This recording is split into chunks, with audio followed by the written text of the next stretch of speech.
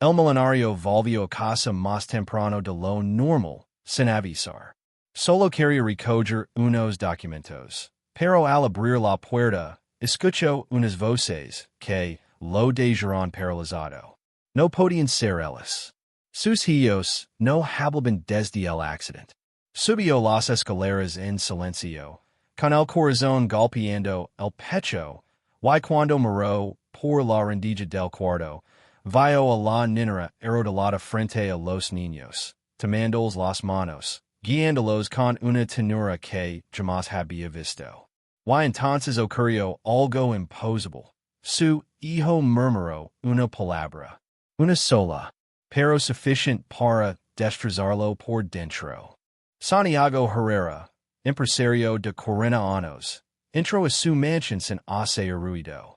El silencio era normal desde hacía un año, desde que perdió a su esposa en aquel accidente que también dejó a sus hijos, Tomás y Valeria, de 5 años, completamente retraídos. No hablaban, no reían, apenas comían.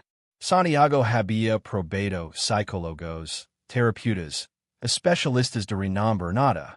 Subió las escaleras con paso cansado, pensando en la reunión que tenía en menos de una hora, cuando escuchó algo que lo hizo detenerse en seco. Una voz infantil, muy suave, casi un susurro. El parpadeo, confundido. Era imposible.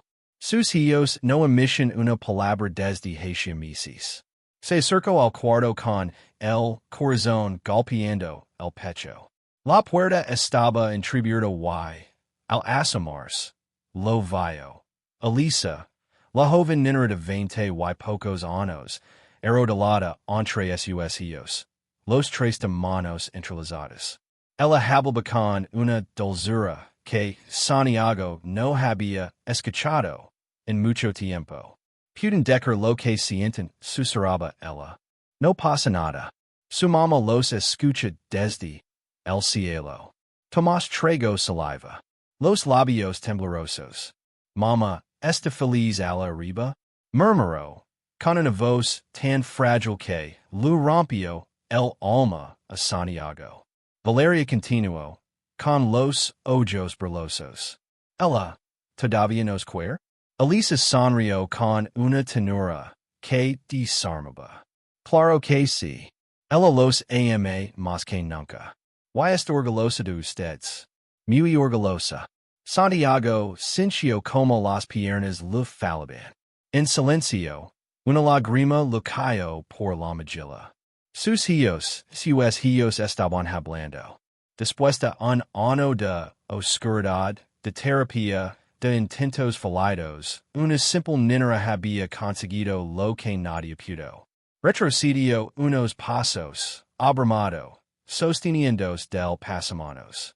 No sabía cómo, pero su vida acababa de cambiar. Guardó gracias a ella. 15 minutos después de presenciar aquella escena, Santiago volvió a entrar a la casa como si nada. Hizo ruido a propósito, fingiendo que recién llegaba. Hola, dijo, forzando normalidad. Solo vine por unos documentos. Elisa apareció en la escalera, acomodándose el cabello con nerviosismo. Buenos días, señor Santiago. Sus documentos están en el escritorio. No quis mover nada. El asintió, sin atreverse a mirarla a los ojos. Subió al despacho, tomó la carpeta y pasó frente al cuarto de los niños. Tomás y Valeria jugaban con bloques, riendo bajito, riendo, algo que no hacían desde hacía un año. El corazón de Santiago se apretó. Cuando bajó, encontró a alguien inesperado en la sala. Carmina, su socia desde hacía 8 años. Elegante, fría, siempre perfecta. Pase a dejar los contratos de la empresa. Dijo con su habitual sonrisa calculada. Me dijeron que estabas en casa. Santiago arqueó una ceja. ¿Legaste hace mucho? Unos 10 minutos.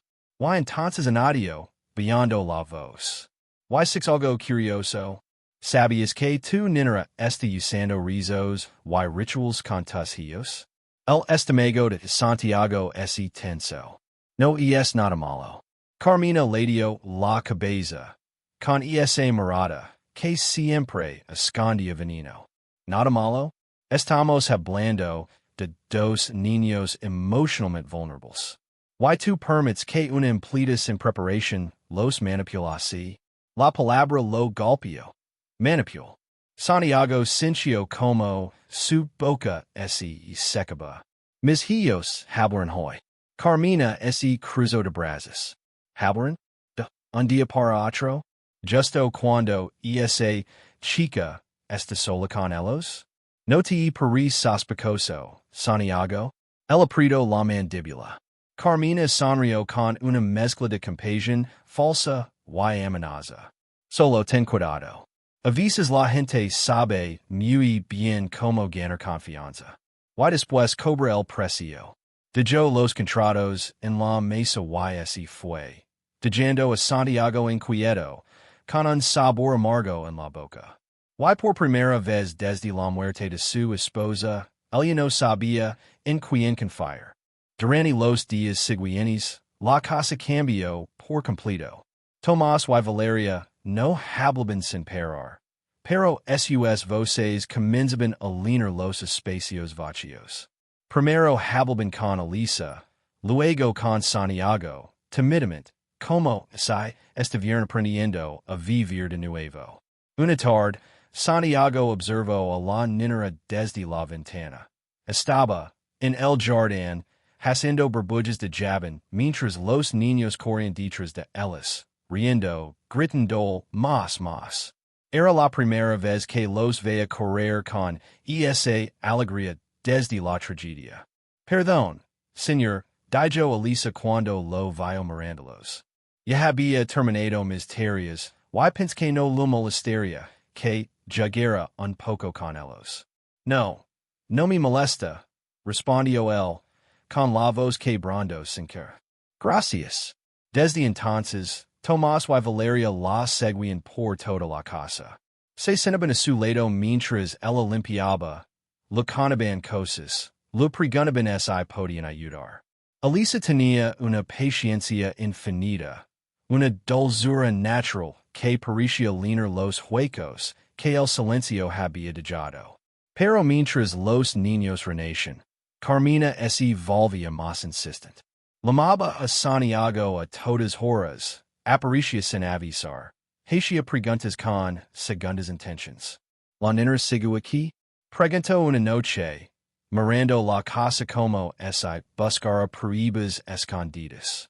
¿No crees que te estás encarnando demasiado con ella? Y es buena con los niños, respondió Santiago seco. Carmina sonrió con un dejo de burla. Eso es exactamente lo que me preocupa. Santiago sintió un malestar extraño. Sabía que Carmina lo tenía afecto desde antes, desde mucho antes. Pero nunca había cruzado el límite. Hasta ahora, al día siguiente, mientras Elisa doblaba ropa en el jardín, Santiago se acercó. Quería agradecer por todo lo que estás haciendo por mis hijos. Ella bajó la mirada, tímida. Solo intento ayudarlos, señor Santiago. El sol caía sobre el rostro de Elisa, iluminando sus ojos sinceros, while sintió algo que no esperaba sentir otra vez, vida. Pero un presentimiento amargo crecía en su pecho. Como si algo oscuro estuviera a punto de comenzar. La tensión explotó una mañana de lunes. Santiago estaba revisando correos cuando recibió un sobre en la puerta. No tenía remitente. Lo abrió distraído, pero su rostro cambió al instante. Era un informe psicológico. Celadú, firmado, con un lenguaje técnico perfecto. El comportamiento de la niñera Elisa demuestra patrones preocupantes de manipulación emocional, dependencia afectiva. Recomendación. Alejamiento inmediato. Santiago sintió un vuelco en el estómago. Manipulación? Elisa? Releo el documento tres veces. Las manos lo temblaban. En ese momento, escucho risas arriba. Tomás y Valeria jugaban con Elisa. En su habitación, felices seguros. Nada en ella había dado, jamás señales de algo malo. Nada. Pero el informe estaba allí, frío como un cuchillo. El celular sonó. Carmina, ¿ya lo list? Preguntó sin rodeos. ¿Tú sabías de esto? Yo pedí la evaluación. Por tu bien. Por el bien de tus hijos. Santiago cerró los ojos. Carmina, esto es serios. Exacto. Y por eso tienes que actuar antes de que se tarde. Colgo con el corazón acelerado. Subió las escaleras y encontró a Lisa doblando una manta. Los niños pintando a su lado. Necesito hablar contigo, dijo él, más brusco de lo que pretendía. Ella se giró, confusa. Claro, señor Santiago. En la sala, el respiro hondo. Quiero que dejes de rezar con los niños. Elisa parpadeó, pálida. ¿Hay algo mal? Pensé que era lo que los ayudaba. Recibí un informe profesional. Podría ser perjudicial para ellos. Un silencio espeso los envolvió. Los ojos de Elisa se llenaron de lágrimas. Entiendo, murmuró con la voz rota. Lo que usted diga. Se dio la vuelta y salió. Pero Santiago vio como sus manos temblaban. Esa noche, los niños cenaron en silencio.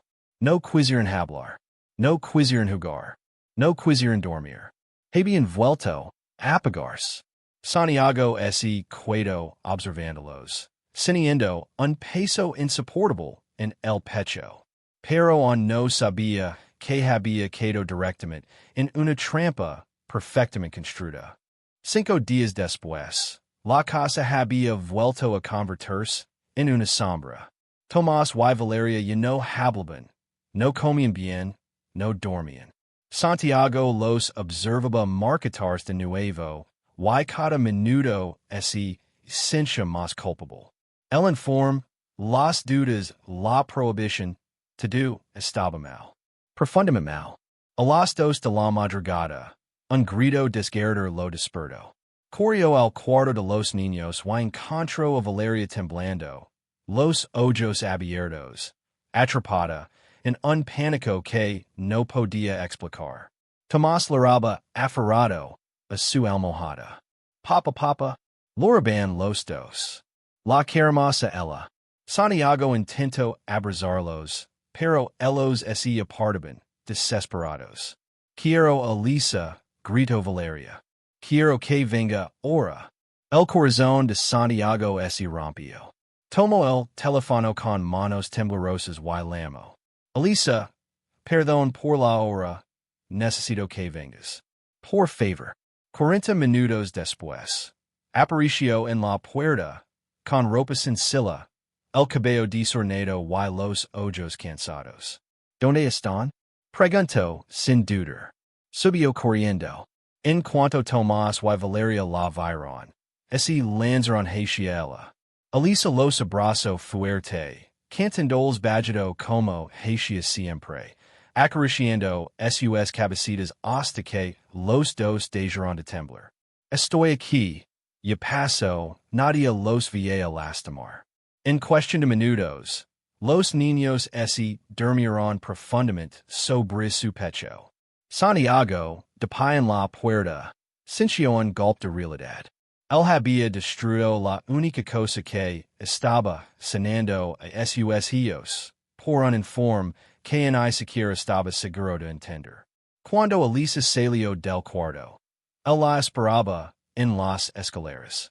Elisa, cometí un error. Un error terrible. Ella no dijo nada. Solo lo miró con esos ojos tristes. Necesito saber una cosa, continuó él, con voz temblorosa. Ese informe, ese psicóloga. ¿Tú conoces a alguien que pueda haber hecho esto? Elisa bajó la mirada. Yo no, pero creo que usted sí, señor Santiago. Y en ese instante, Como una daga halada, el nombre cayo solo en sumit. Carmina.